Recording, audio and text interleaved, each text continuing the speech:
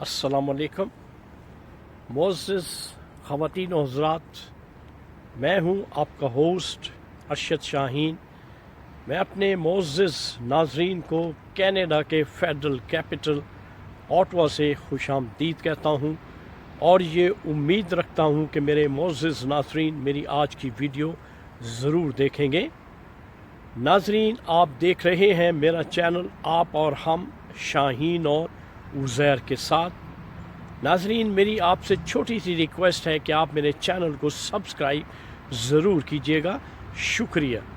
मोअज़्ज़िज़ ख़वातीन व हज़रात, जैसा कि आपको मालूम है कि हमारे मुल्क के एक जवान, एक नामवर सहाफ़ी जिनका नाम अरशद शरीफ है, वो इस जहान फ़ानी से कूच कर चुके हैं। ये तमाम बातें आप तक पहुंच चुकी हैं और ये जो उनकी मौत हुई है, ये कोई नागहानी मौत नहीं है, ये उनकी नेचुरल डेथ नहीं है, बल्कि उनको प्री प्लान असैसिनेट किया गया है। ये उनकी असैसिनेशन है जो कि कीनिया के शहर नैरोबी के करीब तकरीबन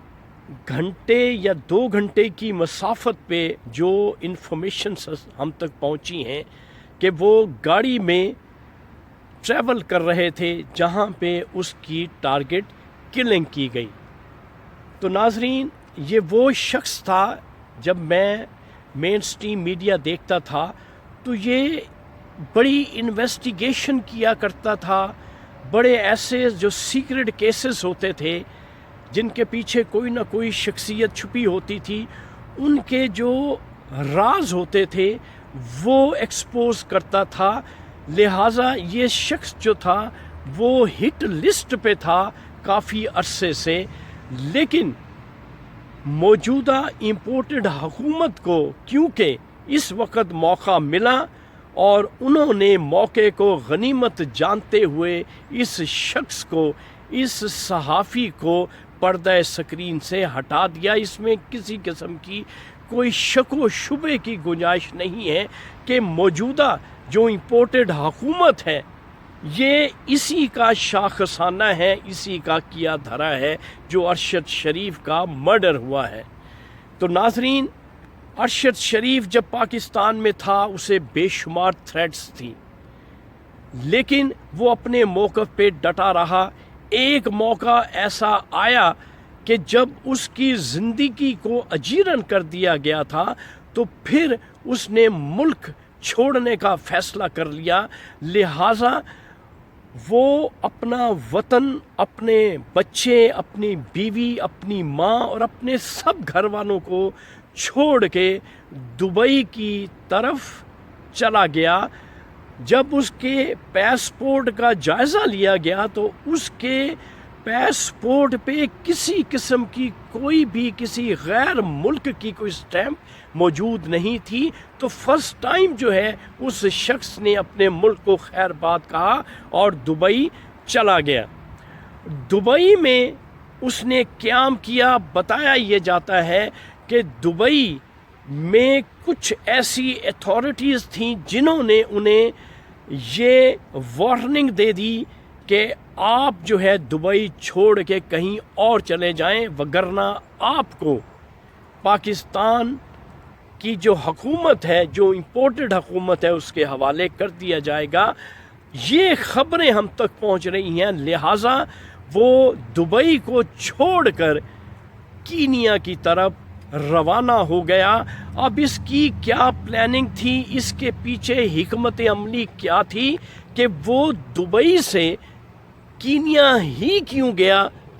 कौन से ऐसे एलिमेंट्स थे जो कि कार फरमा थे उनको दुबई से निकालने के लिए और कीनिया में पहुंचाने के लिए?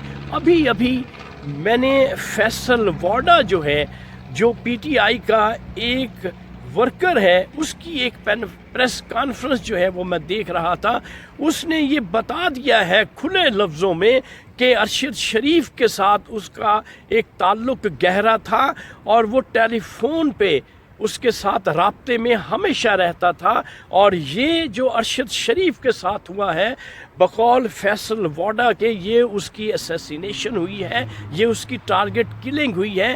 کیوں کہ کچھ لوگ جو ہے اس کی جان کے دشمن تھے، کیونکہ پاکستان میں بے شمار ایف آئی آر اس کے خلاف کاٹتی گئی تھیں، جس کی وجہ سے اس کو اپنی زندگی کا خطرہ تھا، لہٰذا وہ زندگی کو بچانے کے لیے اپنے ملک سے باہر گیا۔ یہ فیصل واڈا نے اپنی جو پریس کانفرنس ہے اس میں انکشافات کیے ہیں، اور ساتھ میں اس نے یہ بھی بتایا ہے کہ جو مرڈررز ہیں وہ آنے والے وقت میں ان کے نام بھی ضرور بتائے گا، لیکن کچھ ایسی قوتیں، کچھ ایسی طاقتیں جو ہیں اس کے اگینسٹ تھیں، جو اسے مروانا چاہتی تھیں۔ اس نے ساتھ یہ بھی کہہ دیا ہے کہ جو ہماری اسٹیبلشمنٹ ہے اس کے ساتھ ارشد شریف کے جو تعلقات تھے وہ بہت اچھے تھے، اور وہ جو فیصل واڈا نے یہ بھی کہا ہے کہ ان تعلقات کو بہتر بنانے میں اس کا بہت بڑا ہاتھ ہے،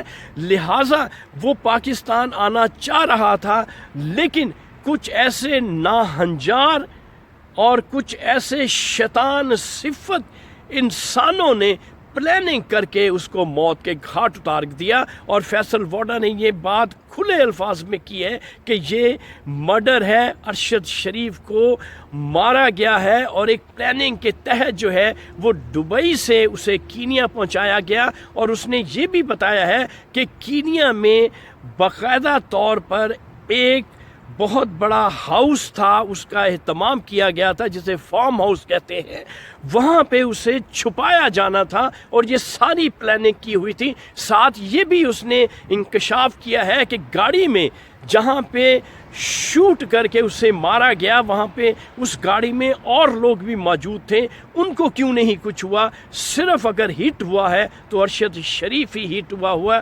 اس وقت جو ہے جسد خاکی پاکستان پہنچ چکا ہے، اور تھرسڈے کو اس کی تدفین جو ہے وہ کی جائے گی۔ آہو بکا ہے، اس کی بیٹی، اس کی وائف، اس کی ماں، اس کے تمام بچے جو ہیں وہ آہو بکا کر رہے ہیں، جن کے سر پہ ان کا باپ کا سایہ اٹھ جائے۔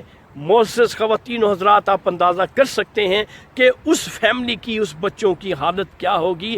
انتہائی دردناک موت ہے، انتہائی دردناک واقعہ ہے، اس کی جتنا اس کو کنڈیم کیا جائے وہ کم ہے، لیکن اس کی باقاعدہ انویسٹیگیشن ہونی چاہیے، لیکن موجودہ حکومت کے دور میں نہیں، آنے والی جو نئی حکومت ہوگی اس کو چاہیے کہ باقاعدہ طور پہ اس کی جوڈیشری کے تھرو جو ہے انکوائری کی جائے، اور اصل جو کلپریٹ ہیں ان کو سامنے لایا جائے، اور ان ملزمان کو کیفر کردار تک پہنچایا جائے، کیونکہ ابھی تک جو خبریں آ رہی ہیں وہ بڑی متضاد ہیں۔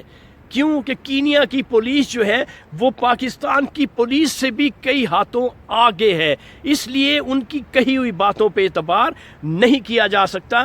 تو ناظرین، یہ تھی آج کی اب تک جو خبریں ارشد شریف کے بارے میں، مرحوم کے بارے میں مجھ تک پہنچی تھی، وہ میں نے آپ کے ساتھ شیئر کی ہیں۔